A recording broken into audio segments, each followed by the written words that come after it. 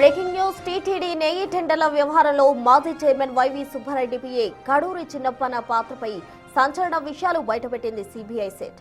ఢిల్లీలోని AP Bhavan special liaisoning ఆఫీసర్గా ఉంటూ చిన్నప్పన్న టీటీడీలో కీలక నిర్ణయాలు శాసించినట్టు నిర్ధారించింది. వైవి సుబ్బారెడ్డి ఎంపీగా ఉన్న కాలంలో తన అధికారిక లెటర్ హెడ్ పై చిన్నప్పన్న ఫోన్ నెంబర్నే తన ఒంగోలు ఆఫీస్ నెంబర్గా ఉంచారు. ఇది ఇద్దరి మధ్య ఉన్న సంబంధానికి బలమైన ఆధారంగా మారింది.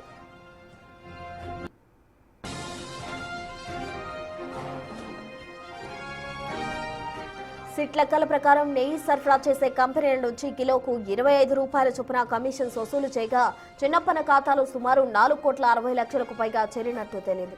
ముడుపులు ఎవరి సంస్థలపై తనిఖీలు చేయించి నివేదికలు మార్పించడంలో కూడా ఏఎన్ఏ కీలక పాత్ర అని ఛార్జ్షీట్లో తెలిపింది సిట్.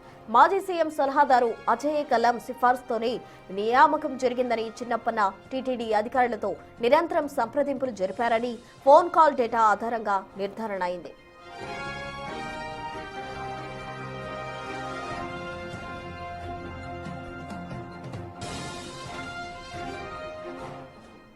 టీటీడీ మాజీ ఎంపీ వైవి సుబ్బారెడ్డికి సంబంధించిన ఏవైతే పిఏ ఉన్నాడో అతనిపై ఉన్న అభియోగాలను కొట్టిపారేసింది సిట్.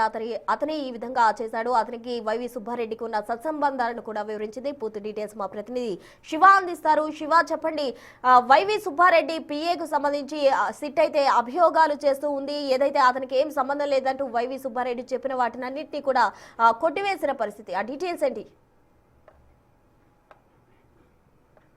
మొత్తమే చూసుకుంటే 9542419999 ఈ నెంబర్ కి సంబంధించి కూడా గతంలో మాజీ ఎంపీ వైవి సుబ్బారెడ్డి, ప్రస్తుతం రాజ్యసభ సభ్యుడు, మాజీ టీటీడీ చైర్మన్ వైవి సుబ్బారెడ్డి వినియోగించారు. ఆ నెంబర్ ని ఆయన పిఐ చిన్నప్పనికి కూడా కేటాయించిన పరిస్థితి కనిపించింది. అయితే 2019 నుంచి 2024 కూడా ఏపీలో ఢిల్లీకి సంబంధించి కూడా రెసిడెంటల్ కమిషనర్, ఏపీ భవన్ కి సంబంధించి కూడా కీలకమైన వ్యక్తిగా అక్కడ ఉన్నారు. అక్కడి నుంచి ఆయన తిరుమల తిరుపతి దేవస్థానానికి సంబంధించి అనేక అంశాల్లో జోక్యం చేసుకోవడంతో పాటు భోలేబాబా డైరీలకు సంబంధించిన ప్రతినిధులు బెదిరించడం, అలాగే దాదాపుగా 25 రూపాయల కమిషనర్ లీటర్కి ఇవ్వాలని చెప్పి డిమాండ్ చేయడం, దాదాపుగా కోట్ల రూపాయల నగదు ఆయన అకౌంట్ లో బదిలీ కావటం తదితర అంశాలకు సంబంధించి సిబిఐ సిట్ ప్రాథమికంగా ఏదైతే ఛార్జ్ షీట్ దాఖలు చేసిందో ఆ ఛార్జ్ షీట్ లో పూర్తి స్థాయిలో పొందుపరిచింది. అంతేకాదు చిన్నప్పటికి సంబంధించి కూడా చాలా కీలకమైన పాత్రధారి, సూత్రధారిగా ఉన్నారు. ఇదంతా 2019 నుంచి 2024 వరకు కొనసాగింది. ఆ తర్వాత ఢిల్లీ కేంద్రంగా కూడా ఎంపీకి సంబంధించి మాజీ టీటీడీ చైర్మన్ పిఏగా ఉంటూ ఏదైతే టీటీడీ చైర్మన్ కి సంబంధించి కావచ్చు ఎంపీకి లెటర్ యాడ్ లో కింద ఆయన అడ్రస్ అదే ఫోన్ నెంబర్ తో కూడా లెటర్ యాడ్ పై ఉండడాన్ని కూడా సిబిఐ ప్రత్యేకంగా కూడా గుర్తించింది. దీంట్లో కల్తీ నెయ్యి వ్యవహారానికి సంబంధించి ఆయన కమిషన్ ఇవ్వలేదని చెప్పి కూడా ఆయిల్ ట్యాంకర్లకు, అంటే నెయ్యి ట్యాంకర్లకు సంబంధించి వారిని బెదిరించడం, భయభ్రాంతులకు గురి చేయడం, అలాగే ఈ నెయ్యిలో ఫాల్ట్ ఉందని చెప్పి రిటర్న్ చేయడం, ఇట్లా అనేక అంశాలకు సంబంధించి కూడా ఆయన ఇష్టానుసారంగా వ్యవహరించారు. ఆయనకు అడ్డు అదుపు లేకుండా పోయింది.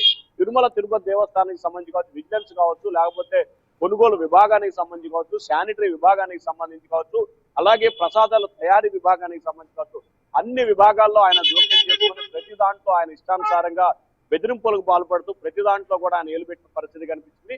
వీటన్నిటిపై కూడా సుదీర్ఘంగా ఛార్జ్ షీట్ లో కూడా సిబిఐ సిట్ ధృవీకరించింది. ఈ నేపథ్యంలోనే ఈ కేసులో దాంతోపాటు ఆయనతో పాటు, అంటే ఇటీవల 2 రోజుల క్రితం ఆయనకి బెయిల్ వచ్చింది. దీంట్లో సుబ్బారెడ్డితో పాటు ఆయన పిఏ పాత్రపై కూడా పూర్తి స్థాయిలో విచారణ చేస్తుంది. ఇంకా లోతుగా దర్యాప్తు చేస్తున్నట్లు కూడా తెలుస్తా ఉంది. Prasuna. Right Shiva, thank you.